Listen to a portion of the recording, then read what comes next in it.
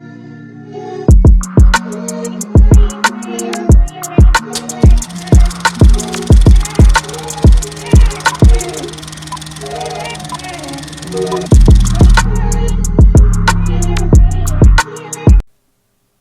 episode of Paradigm Profiles is called San Quentin's Dying Death Row.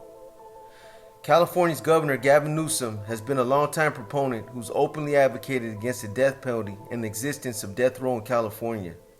Although the state of California hasn't proactively moved forward with executing any of the inmates on California's death row, it was Governor Gavin Newsom who put a moratorium on the death penalty in 2019. The last inmate who was executed on California's death row was Clarence Ray Allen. He was executed on January 17, 2006. On December 13, 2005, a year prior to Allen's execution, Stanley Tookie Williams was put to death by lethal injection. There's no doubt that Tookie's situation was fueled by political fodder, just based on the fact that he refused to debrief, and moreover, because he was accused of being one of the co-founders of the Crips. California's death penalty and its constitutionality was already under serious fire, and I believe that the powers that be wanted to make sure that they got Tookies in before these challenges were thoroughly tested.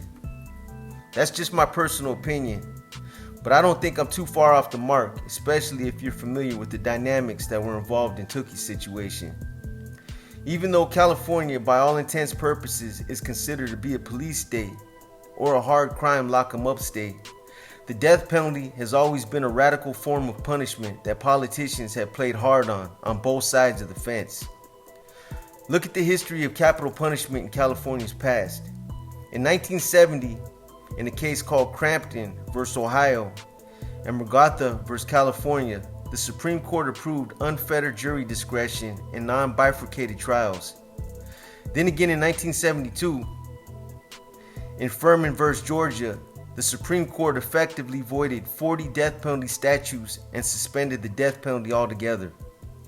After that, the death penalty either was overturned, modified, or put under a moratorium 30 times since 1972 to 2011. So it's obvious that the death penalty is a hotbed topic and that people are deeply conflicted over their personal views when it comes to playing the ultimate executioner for people who end up committing heinous crimes. Controversy about whether or not the death penalty was considered to be cruel and unusual punishment began to ramp up in 2006 when death row inmate, rapist, killer Michael Morales made a preemptory challenge, not only challenging the constitutionality of capital punishment, but also whether it amounted to cruel and unusual punishment. This resulted in a temporary reprieve and an aborted last-minute lethal injection sentence that the state of California was about to administer on Morales. The contentious challenges that Morales made were firmly founded on numerous instances of botched executions, the fact that a rising number of death row inmates were getting their sentences vacated after new technology and DNA evidence cleared them, and moreover, the complex issues surrounding whether or not the death penalty violated constitutional rights. All three of these issues raised heated debates and placed the future of death row's existence in jeopardy.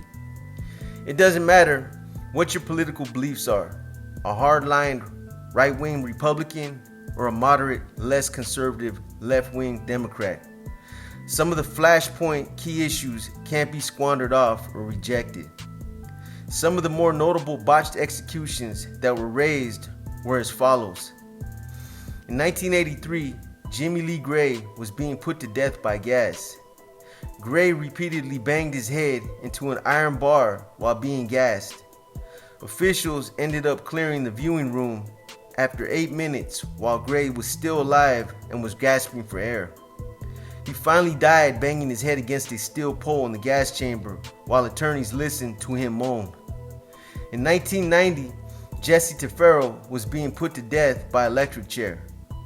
The machine, affectionately called Old Sparky, malfunctioned, causing 6-inch flames to shoot out of Tefero's head. 3 jolts of electricity were required to execute Tefero, in a process that took 7 minutes. In 1997, Pedro Medina was being put to death by electric chair.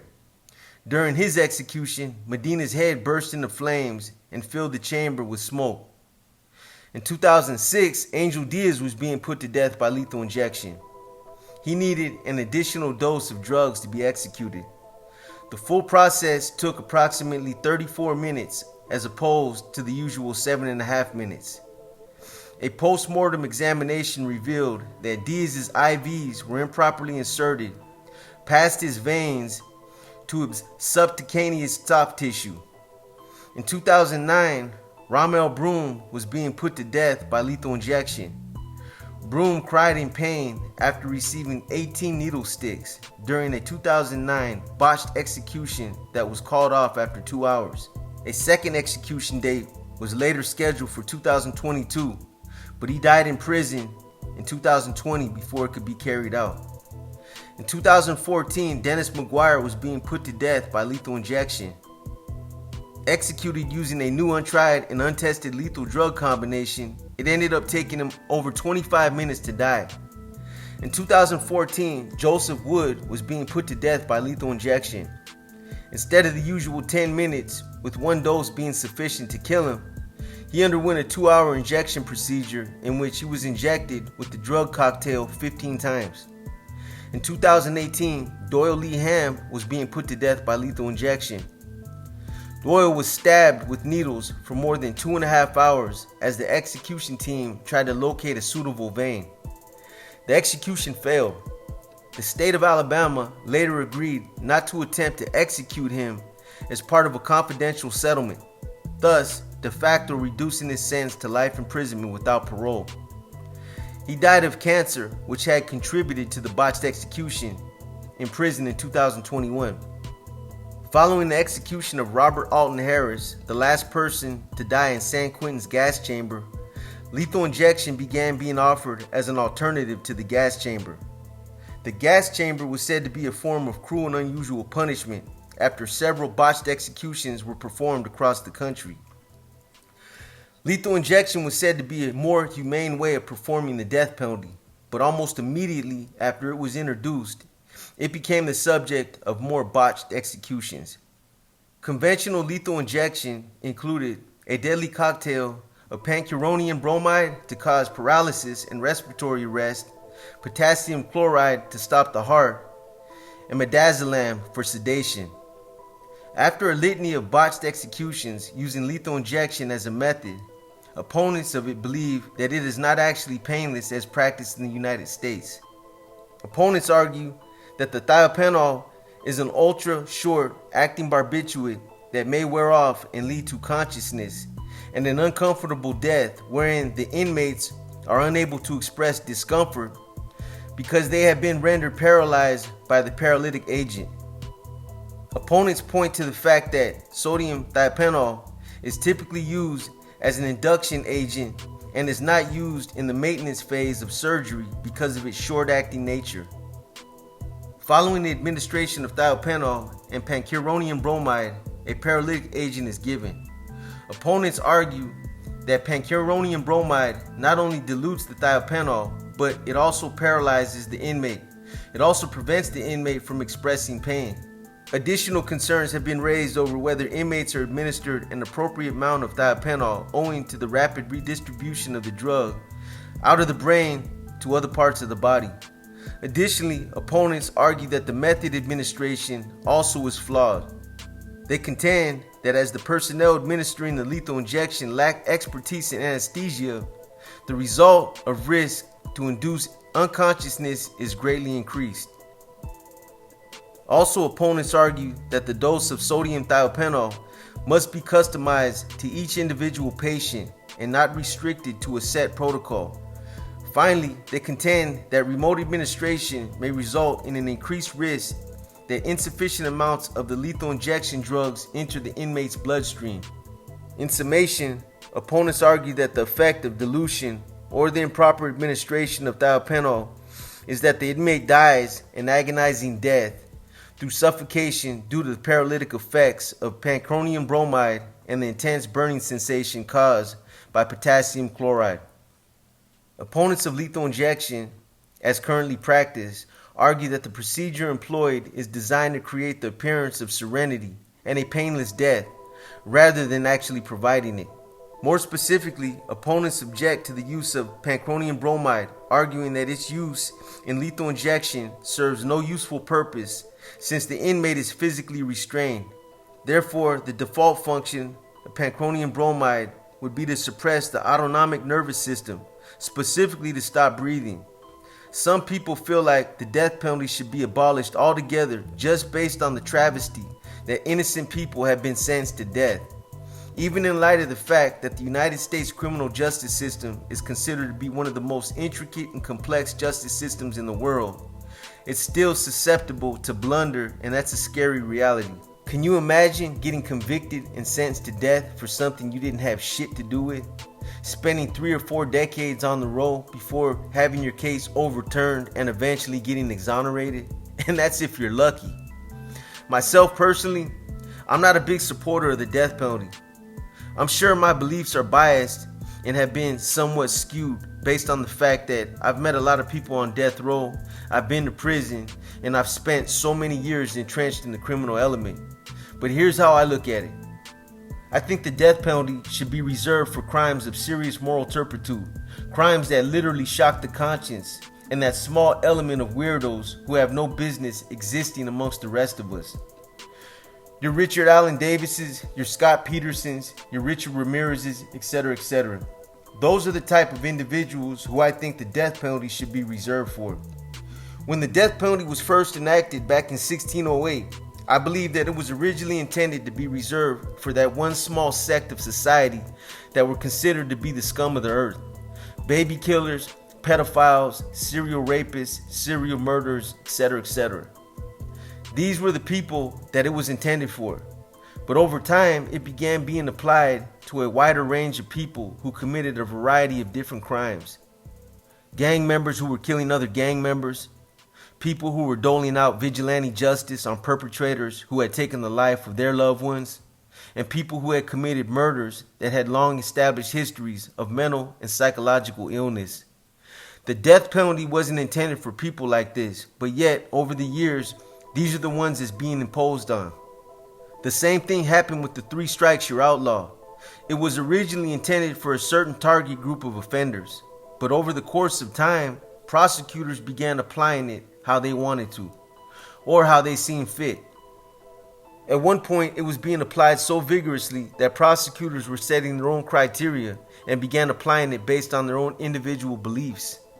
Think back to when Steve Cooley and Kamala Harris, 2 top district attorneys who at one time were running 2 of the biggest counties in California. They both hunkered down and refused to pursue 3 strikes convictions in a number of different crimes because they knew the law was being erroneously applied and they knew it was wrong.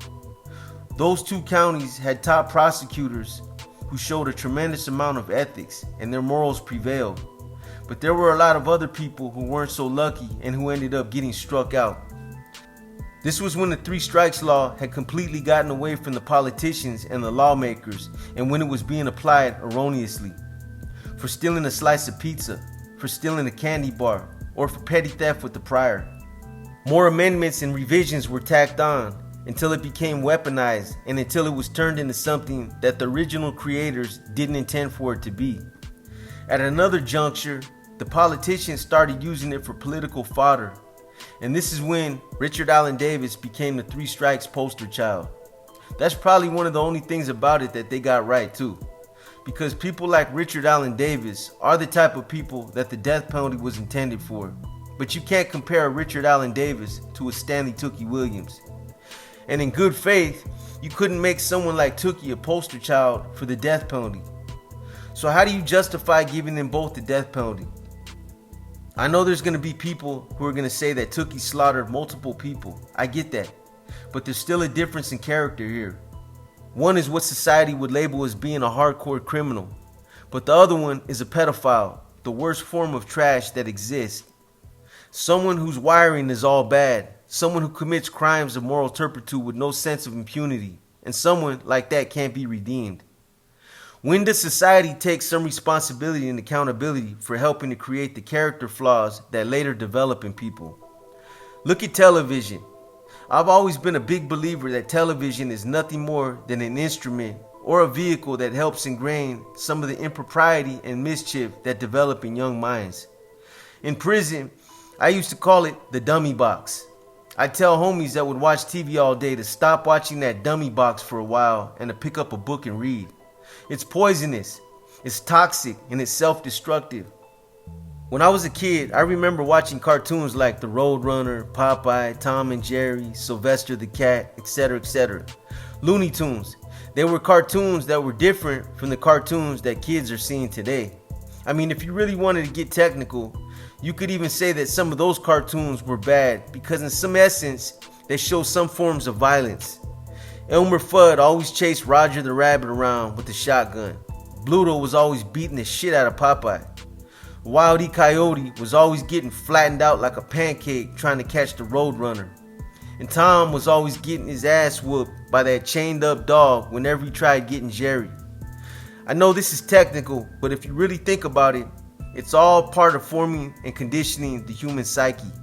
Kids see violence at a very young age.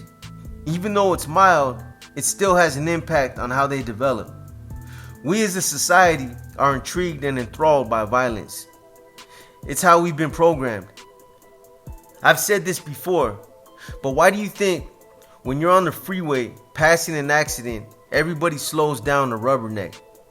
Why do they all slow down like a bunch of idiots? Because everybody's trying to catch a glimpse of some brain matter, someone with their guts hanging out, or any type of gore that they can see. Not many people give much thought to these things, but when you grow up from the time you're a kid and you're systematically exposed to violence, whether it's watching cartoons beat the shit out of each other, the news, sitcoms, or true crime stories, and we as a society encourage each other to do certain things, it shapes, affects, and has an impact on what we do when we get older. At some point, we begin to emulate the things we see, and we begin to think that this is what we're supposed to do. I don't know, everybody has their own opinions about how we become the type of society that we are. But I just think society doesn't accept its role for contributing all the negative imagery and depictions that it sears into the young minds that it targets. Anyways, I didn't mean to get off track, but I just think the death penalty is being unjustly applied and that politics have taken it out of context.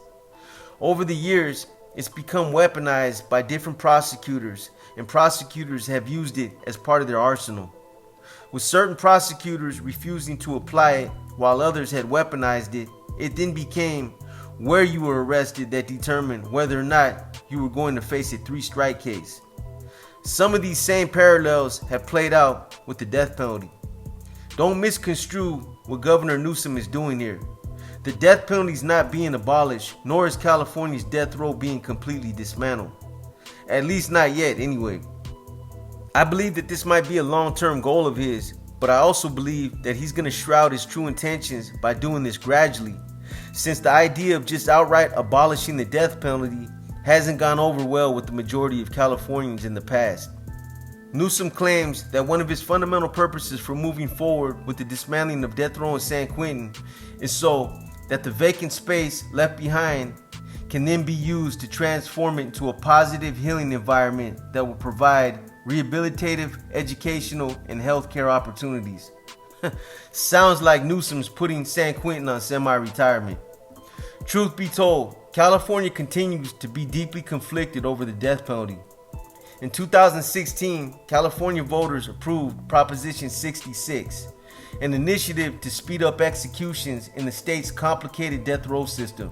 But another provision of the ballot measure allowed for death row inmates to be housed in other prisons where they are required to work and pay 70% of their income to registered victims. That effort, called the Condemned Inmate Transfer Pilot Program, has moved more than 100 people off death row at San Quentin State Prison and the Central California Women's Facility into other locations. I found out about all this when Joe Avila came onto the channel and expressed an interest in telling his story. At the time, I honestly assumed he had his sentence overturned and commuted to life in prison. It just wasn't nothing that I gave a lot of thought to. But then later, when I heard that Bobby Silent Lopez was moved to Salinas Valley from death row, it caused me to look deeper into his situation. This is when I first heard about this initiative and what they were doing. So these guys that they're moving off death row are still technically classified as condemned inmates. They're just allowing them to be moved onto a general population mainline. And although there's a certain criteria that these death row inmates must meet in order to qualify for this pilot program, it seems as if Newsom's going to piggyback on this and use this initiative to systematically tear down death row, brick by brick, cell by cell, until it no longer exists. The wording is already incorporated into Newsom's planning package. The state agency plans to introduce permanent regulations to expand the 2-year pilot program and transform it from a voluntary program into a mandatory effort.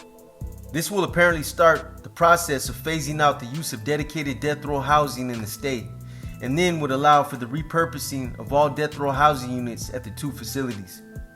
So what this basically means is that for the first time in California's history, eligible death sentence individuals may be housed in general population yards where they can have more access to job opportunities and, when applicable, enabling them to pay court-ordered restitution to their victims. They're still in the early stages of implementing these transfers, and they're doing it quietly.